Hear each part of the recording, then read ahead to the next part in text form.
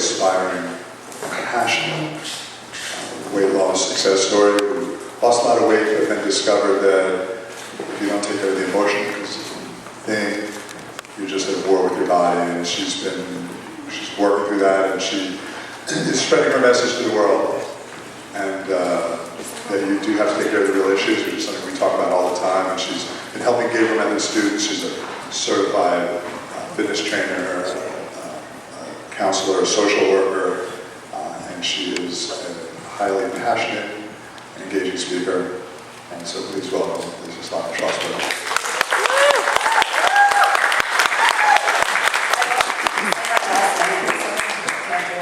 I said I love being saying my last name. So many people don't get that right. Hi! How are you guys?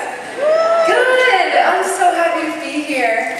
Alright, so I want to start. Okay, you've seen this. I've titled this How to Keep It Off.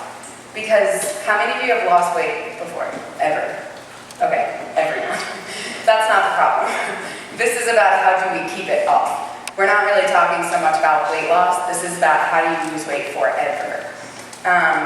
So I want to start with this quote by Einstein, which has been a theme. I think we've all brought up Einstein at some point. No problem can be solved from the same level of consciousness that created it.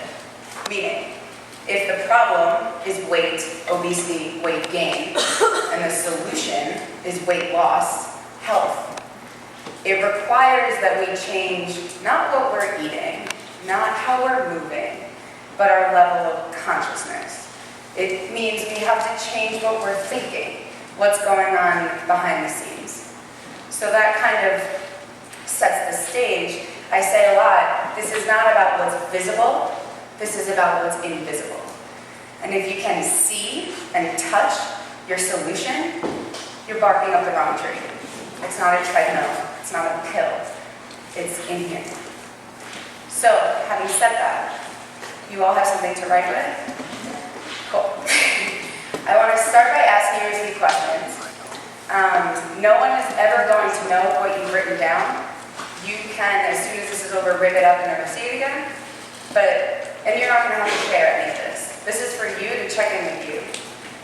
So I'm going to ask you how you feel when, and I don't mean how do you feel physically, I mean how do you feel emotionally. Make sense?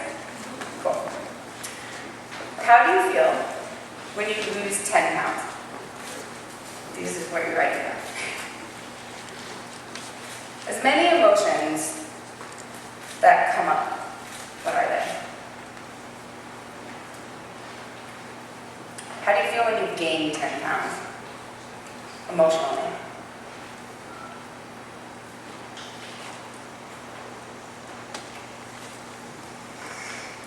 How do you feel when your friend loses 10 pounds and you don't?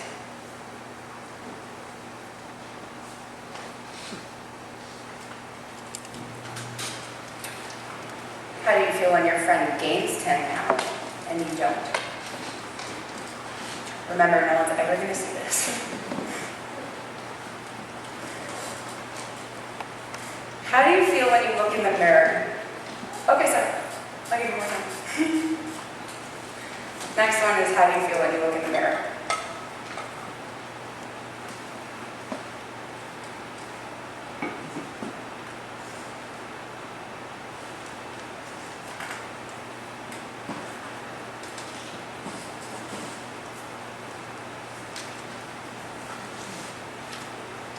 How do you feel when you see pictures of yourself?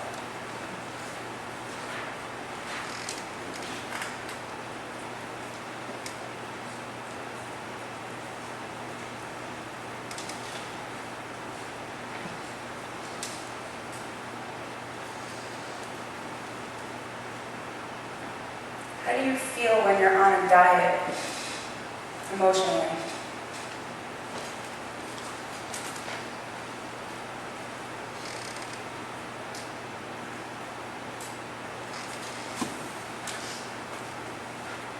How do you feel when you crave sweets, sugar?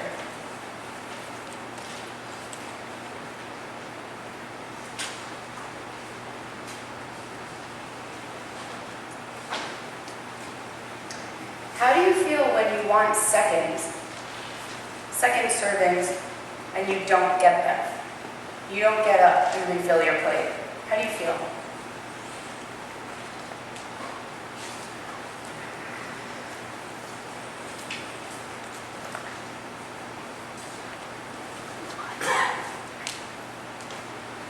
How do you feel when you do want seconds and you do get up and get them?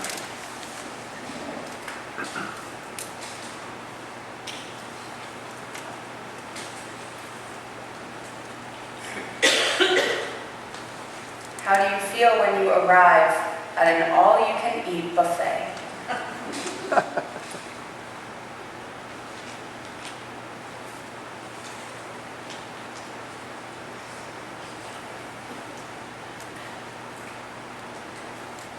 How do you feel when you eat a snack?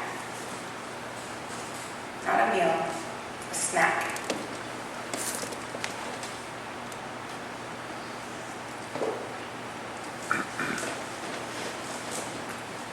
How do you feel when you don't eat for 5 hours, emotionally?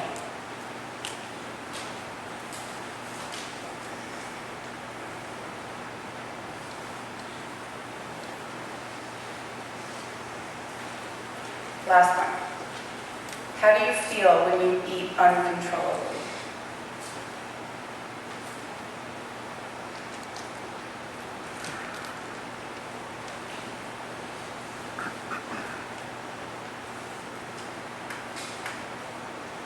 You can just look up when you're done writing.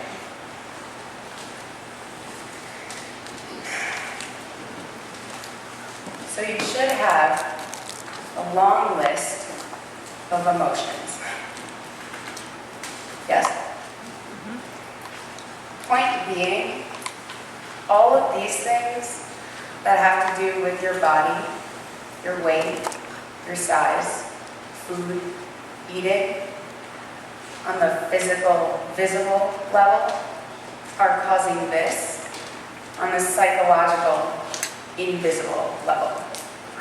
Point being, if we're trying to solve this from the outside by changing our body, we are missing all of everything you just wrote down. Does that make sense?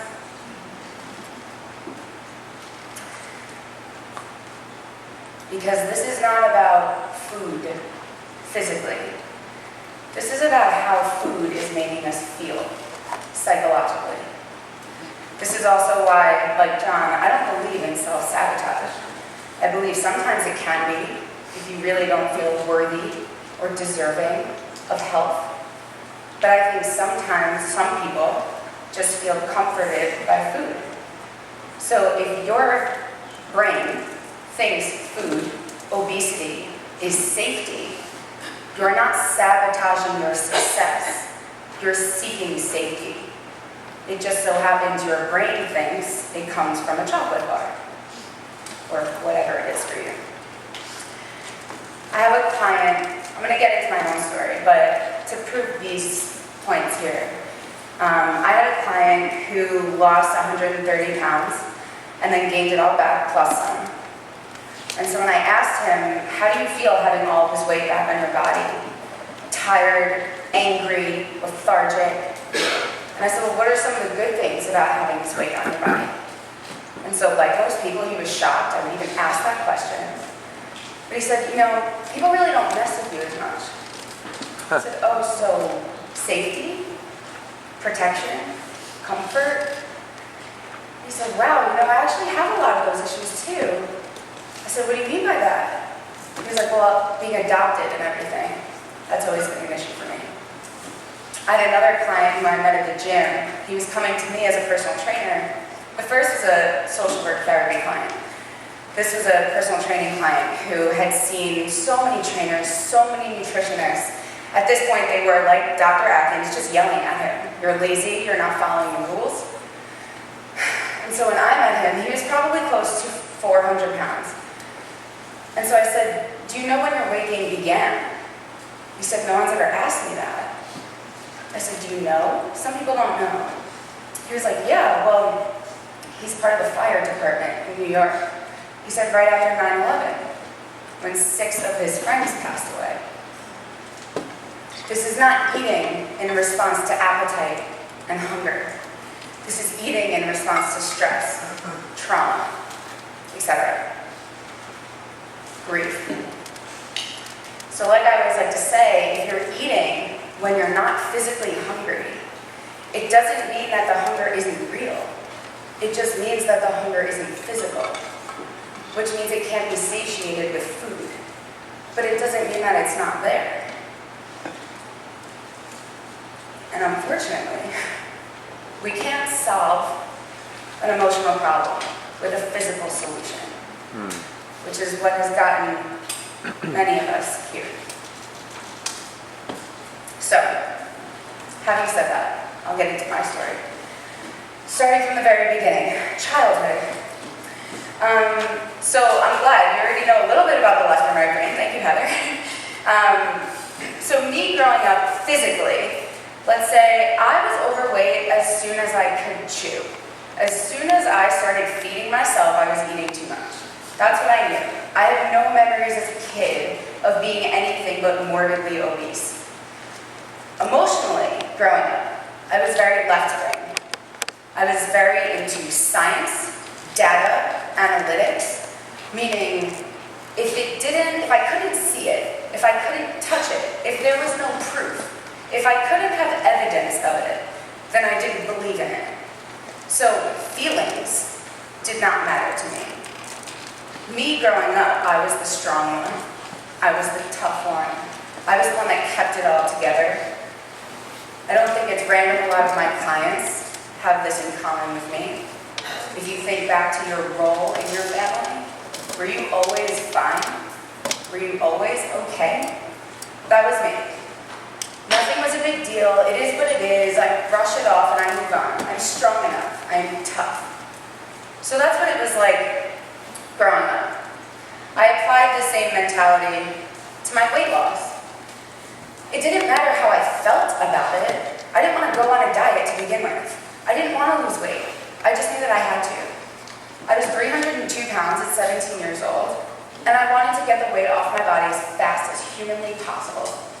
And so I took it upon myself at some point to basically just stop eating most things. I did what I had to do to survive, but I went very, very extremely to the other side. I was eating the bare minimum. I was working out once, mostly twice a day. And for a year, that's how it happened. There was nothing magical about it. I just literally forced my way through it. I starved. After about a year, I hit a plateau. I had like 10 pounds left to lose, and the scale wouldn't budge for like 2 weeks. So I called my mom's friend, a nutritionist, and I was like, I don't really understand what's going on because I'm eating, I know how much to eat and I'm eating less. I know how much to work out, I'm working out more. So I don't really understand why this isn't working anymore. It's worked this far and I only have a few pounds left to lose. She was like, are you still getting your period? I was like, that is so funny that you asked me that. Because 2 weeks ago, for the first time in my whole life, I didn't get it. And she was like, yeah, you need to stop what you're doing now. You're in starvation mode. Starvation mode? I was just 300 pounds. I don't know how to starve myself.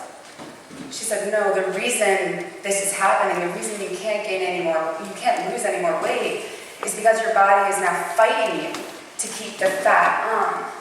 This is what it does to protect you from starvation. And so what I had to do, she explained to me that all of the doctors I went to, because I hadn't been feeling right, I would get dizzy every time I stood up. My hair was falling out. I couldn't sleep. I couldn't poop. I wasn't functioning properly. So I went to my pediatrician, I went to my parents' doctor, I went to an endocrinologist and an OBGYN. All of them said the same thing. This is the healthiest you've ever been. Congratulations. Maintain your weight and you'll come back. That was bullshit. So the nutritionist who I was with, that calculation just played over and over and over again. sometimes for longer than a day, because then maybe tomorrow I'd have to make up for it.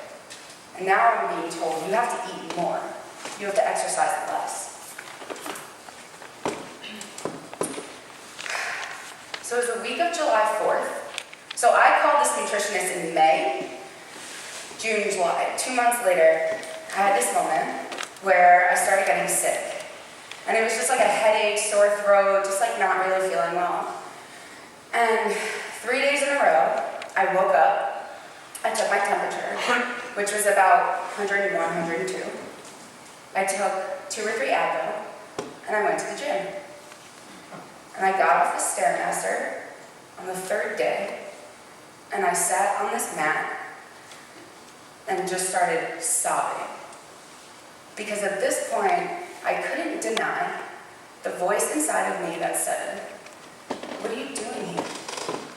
You know that you shouldn't be here." I remember having this thought, if you're not telling your mom what you're doing, it means you shouldn't be doing it. And I remember I was hiding. I didn't want anyone to know that I was sick. But I couldn't deny it to myself. You know that you shouldn't be here. You know that this is what an eating disorder looks like. You know that you have a problem. And this was the first time in my life I had a problem, and powering through it was not the answer. Powering through was what got me there. So for the first time, I reached out to my therapist, who I had been forced to go to in high school. I never saw the value in it, but now was the first time I said, I have a problem and I need help. So I called her. I was in school at Michigan. She was back in New York. We hadn't spoken for a while. And I explained to her what was going on. And she was like, okay, so now what we have to do is switch the priorities from weight to health. Right now, you've been prioritizing your physical health for so long that you've sacrificed all other areas. But there's actually mental health, there's emotional health, psychological, spiritual, social. There's all these other parts of health that right now are not doing so well. And so my goal, until this point, was always measured in numbers, in sizes. But now it was things unseen. Health was how I felt. Health was what I was thinking. This to me was mind-blowing. None of my doctors ever talked about health in terms of what was invisible, behind the scenes. But now it went beyond the physical dimension. I made this list, some of you have seen this before. This is still hanging up in my bedroom at home. I sit down and I write old priorities, new priorities.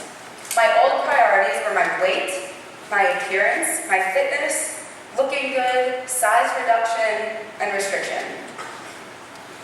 My new priorities: health, holistic wellness, self-love, feeling good, stress reduction, balance, moderation. And then it got interesting. Because the real transformation started now. Because what happened was, without eating to numb pain, and without dieting to distract me from it, I had to feel it. And I love that I found this online. This is Superman crying in therapy, saying, when is it my turn to be rescued? This was exactly where I was at. And now I was going into therapy, not only therapy, but I was crying all the time about everything. Anyone who's gone through addiction and recovery has a similar story of when you stop using the substance or the behavior that kept you numb, and now you don't have it anymore. All of those things you were hiding from come up, and you have to actually deal with them. And so I'm talking everything, like the news, the rain, babies, weddings, Hallmark cards, everything. And it was really unfamiliar to me. Because until that point in my life, nothing was a big deal. I would brush it off, and it is what it is. But now, it was overwhelming. And what I realized was I actually missed being twice the size when I didn't have to feel pain and vulnerability. When all of those substances and behaviors kept me feeling okay, fine. And I realized around this point, I had never been a fighter. I didn't actually deal with my problems the way I thought I did. I thought I was tough. I was just fleeing from them. I used "it is what it is" to not feel what hurt. And so, at this point, I'm supposed to eat a little bit more. Every time I try to eat more, I'm eating way too much.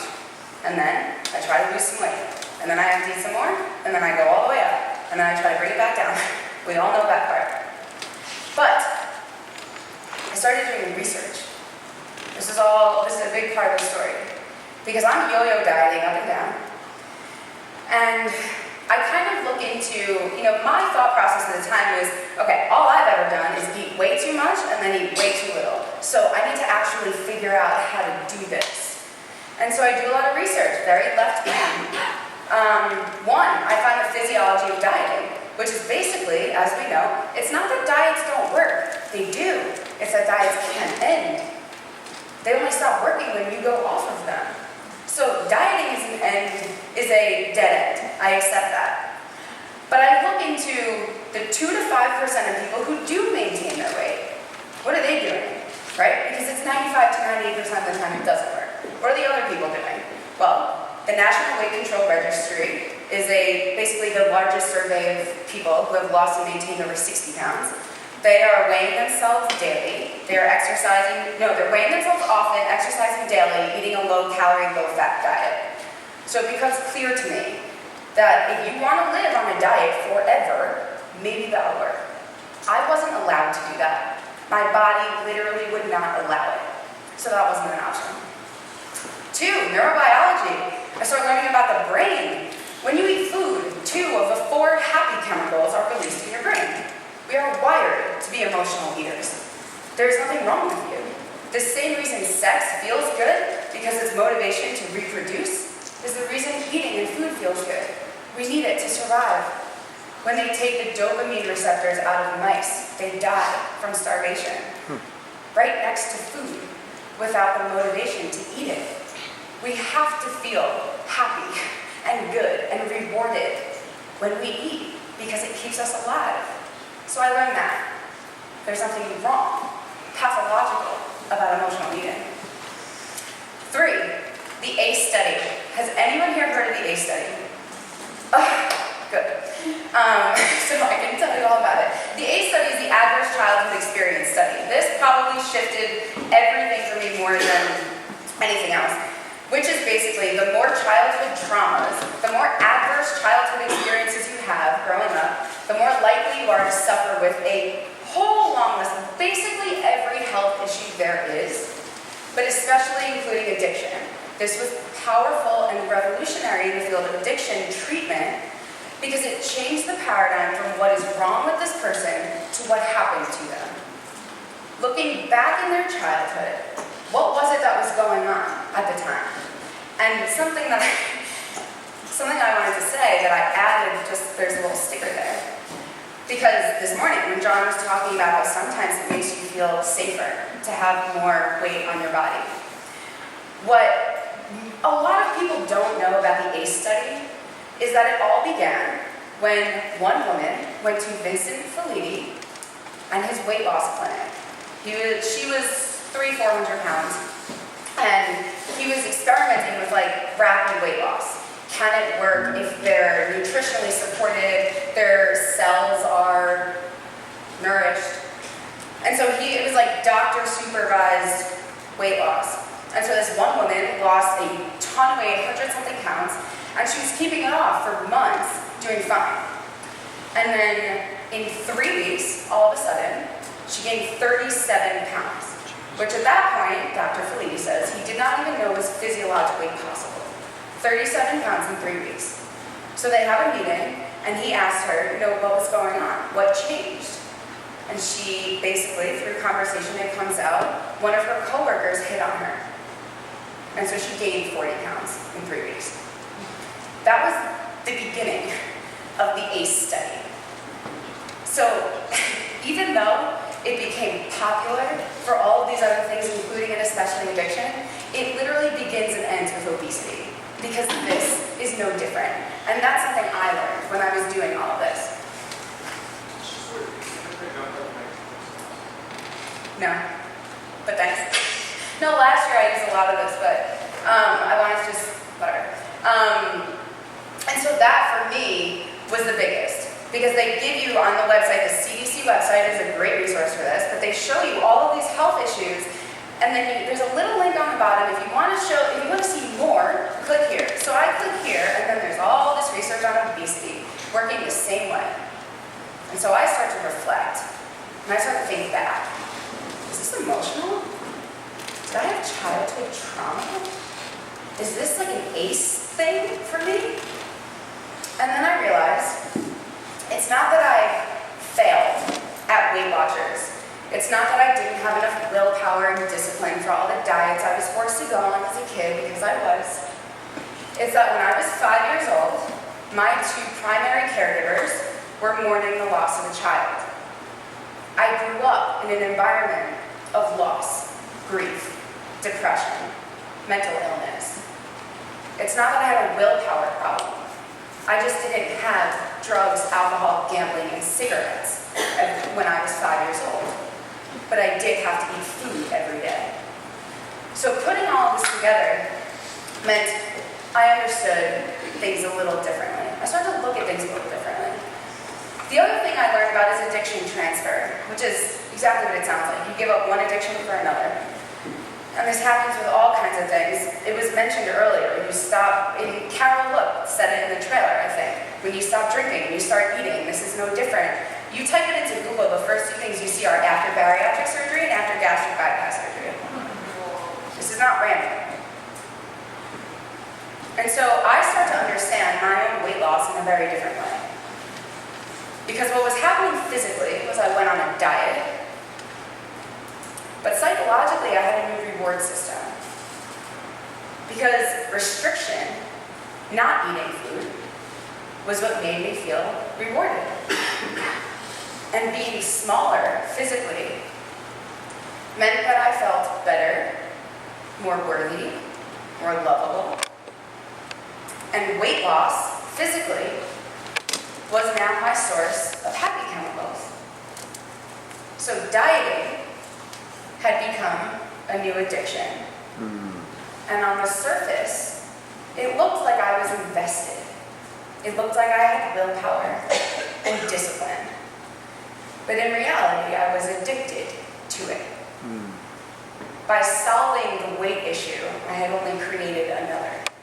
Instead of using food and eating as reward, now starving and dieting was reward. And so I had a client recently, and I asked her, because I'm starting to pick up on this in so many of my clients, that instead of eating in food, we just transfer it immediately. And then weight loss becomes this like hit of reward. You know the feeling. You get off a scale, it's 2 pounds lighter, you put on jeans that are a size smaller, you go to work, people are like, you look great. Reward, reward, reward.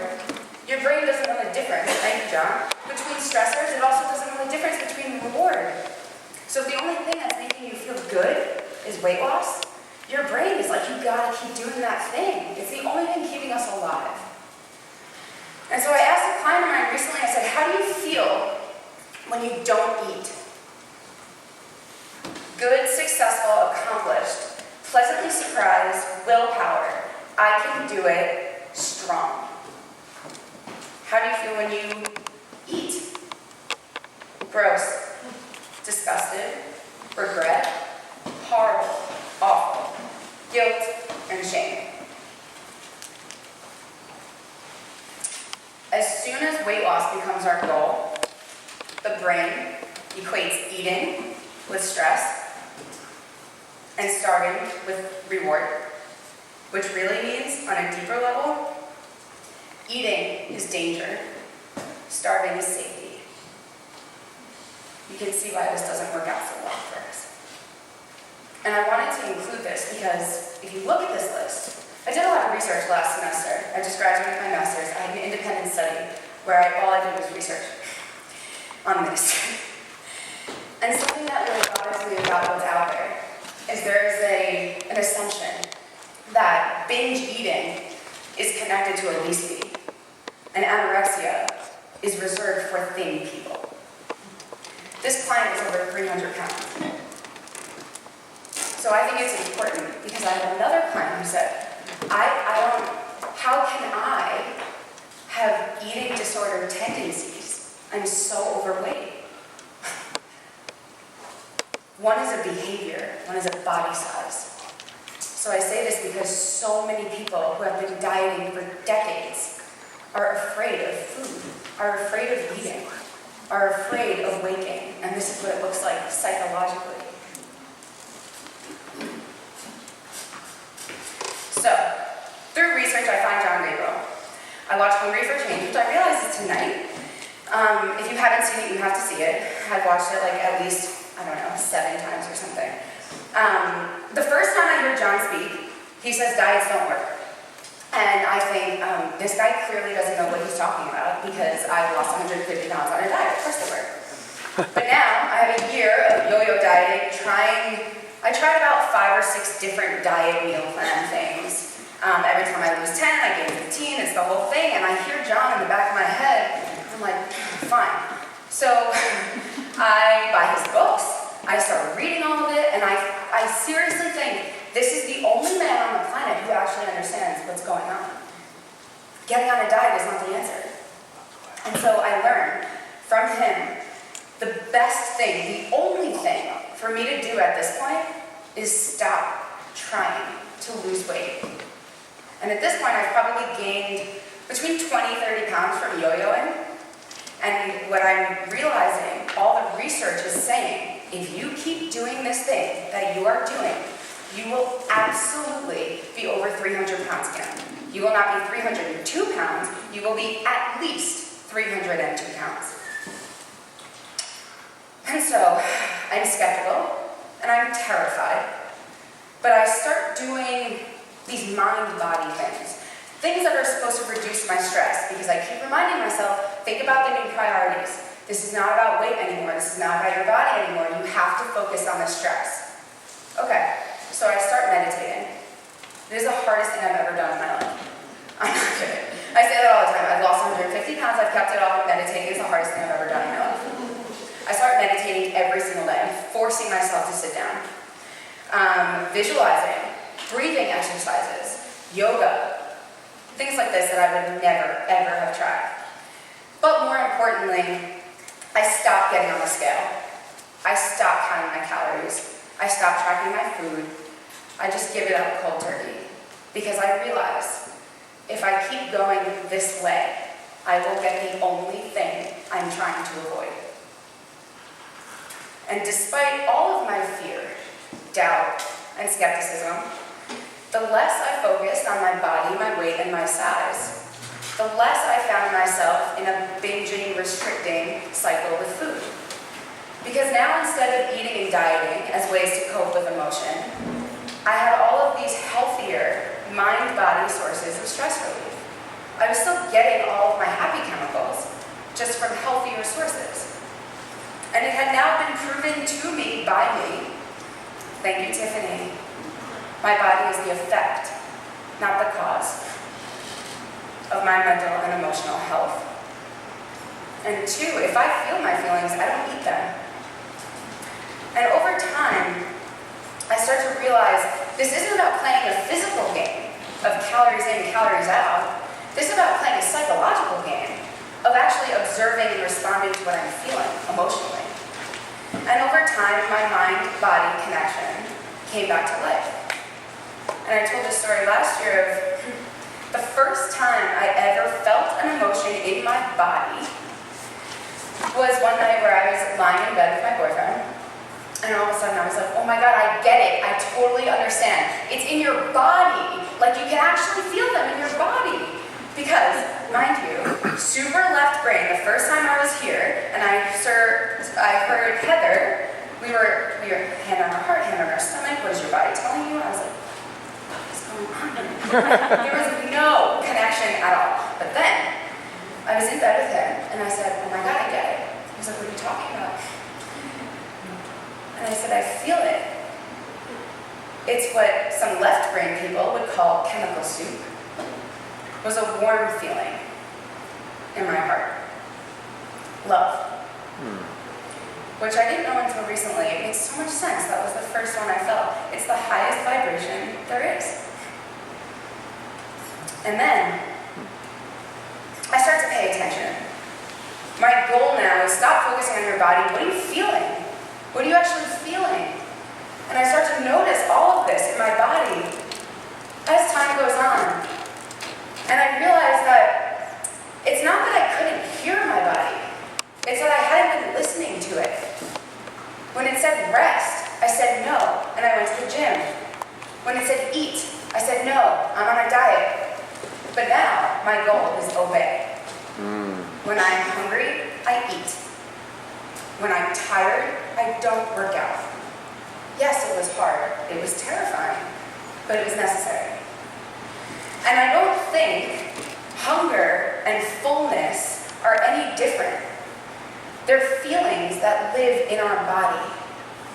And if you are turned off from feeling sad, angry, isolated, anxious, I believe you're also turned off from hunger and full in a similar way.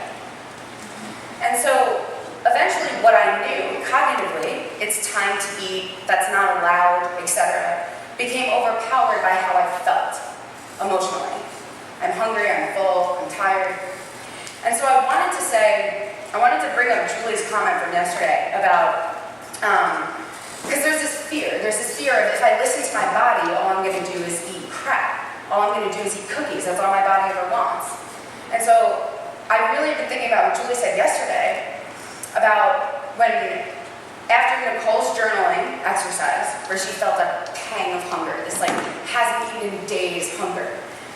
And the thing is, if you're left alone and you want to eat all crappy food, that's not what your body wants, that's what your brain wants. Your brain is always trying to make you feel okay. Your brain is always trying to make you feel better. And so if your happy chemicals come from cookies, of course you're going to want cookies. But so I think about Julie's comment yesterday where she was like, I was starving after we journaled and all this emotional stuff came up. Yeah. And so you felt hungry, but what you needed was a hug. And so if you're in that point where you're feeling like, I can't be left alone with food and listen to my body, there is a distinction to be made between what does your brain need and what does your body need. Your body doesn't thrive off of cookies, but your brain absolutely does. So, what do we do about that? You get a hug. You get water. You get the thing that you are emotionally hungry for, and then you don't buzz through a whole sleeve of Oreos. Now,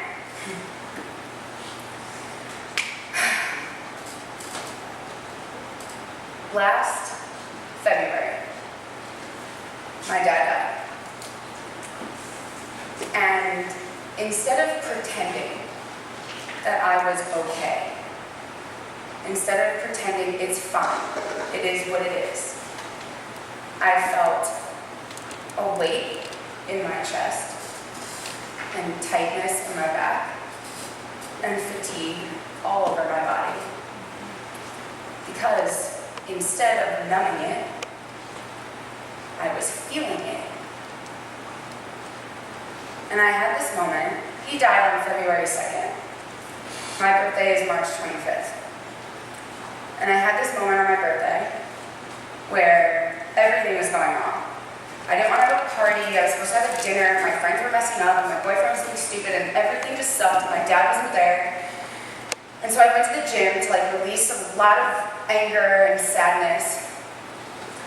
And then I came home from the gym, and I have a gym in my house, because I'm a personal trainer, that's where I train my clients. And I came home, and I grabbed a 14-pound medicine bottle, and I just slammed it over and over and over again into the ground. And then I just sat there and sobbed. And then I picked up the ball and I slammed it over and over and over again until I couldn't breathe. And then I just sat there and sobbed. And I went back and forth a few times. And I remember thinking, there is no way something can be so painful and not fatal. I'm going to die here. This is going to take me out. I will not survive. And then something really magnificent happened when nothing happened. My heart rate came down, I caught my breath, and I was still standing. And I wish I could explain to you the absolute shock that I had survived. I say this because it's not effortless. That was the hardest thing I have ever had to do in my life. Still is. But that is how this works.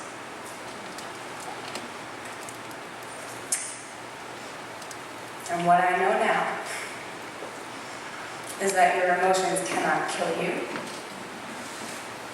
But I know that they can influence your relationship with food. And if I didn't know this, I promise you, I would be over 300 pounds. If anything was going to do it, it would be the death of my dad. So,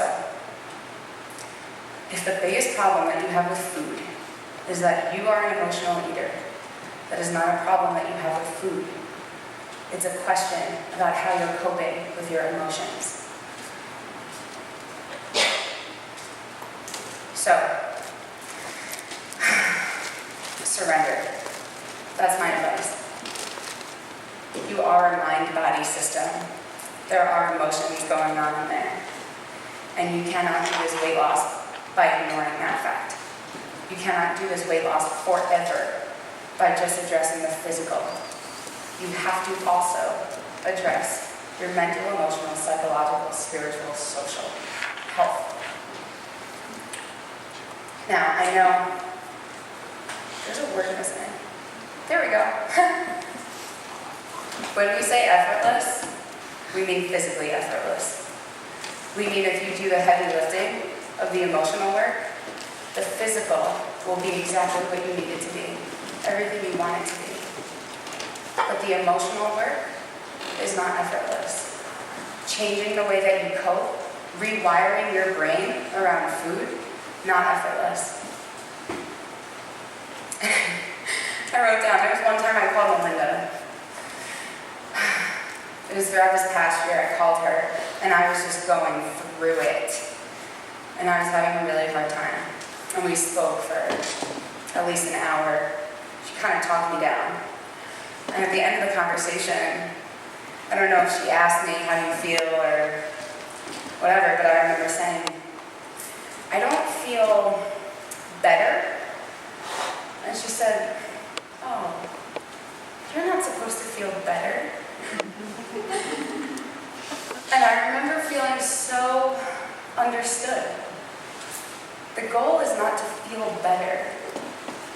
The goal is not to reach for the chips or something, like Tiffany, that moment, I'm reaching for this because I don't want to feel this. The goal is not to feel better, numb it, distract it, avoid it. The goal is feel it. They can't kill you. They just hurt and then they leave. So, I am not standing here as a success story because I lost weight. I'm standing here as a success story because I took the focus off of my body and into my mind. I am a success story because I stopped trying to lose weight. I am a success story because I accepted myself where I was, as I was, and that's how all of this happened. So, there is I'm gonna have to breeze through some of this because we're already going over. I have a lot to say, but this, I would say, is probably the most important thing. We can't solve an emotional problem with a physical solution, but we can solve a physical problem with an emotional solution. And from what I know, yeah.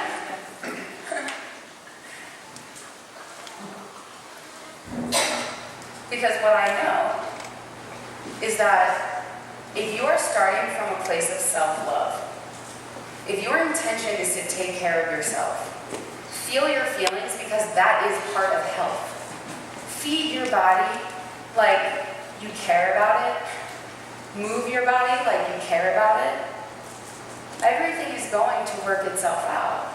But if you are fighting it, I don't like what this looks like. I don't like what this feels like. I don't like who I am. That alone, that mere thought, is telling your brain you're in danger.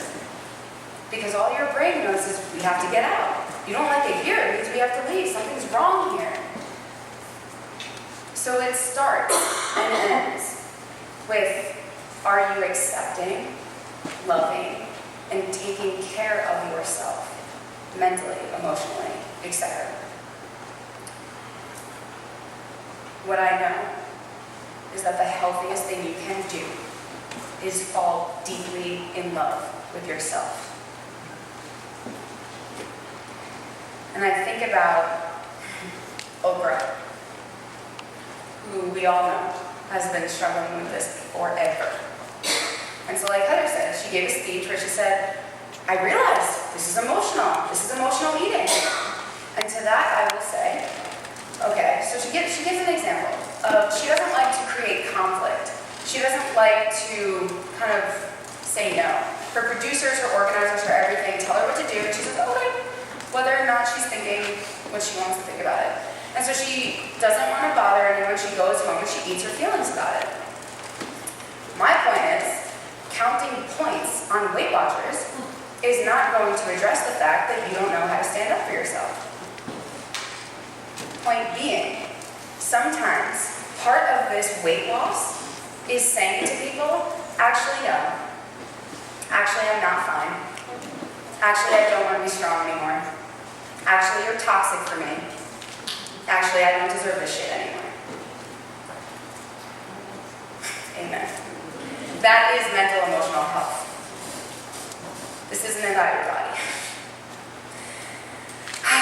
So, this quote meant everything to me when I was going through this. Because I know that the answer is, but it's hard. It's so hard to do that. I've spent my whole life being this way. What's going to happen? And to that I will say this. The difficult becomes habitual. The habitual becomes easy. And the easy becomes beautiful. It will happen if you do it. And so, you'll get the slides. There's a lot more I could say on this, as you can probably imagine. But I think the most important thing is this. As we are liberated from our own fear, our presence automatically liberates others.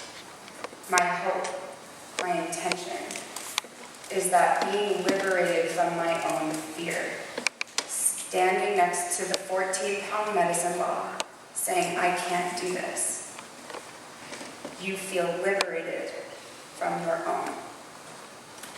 Thank you.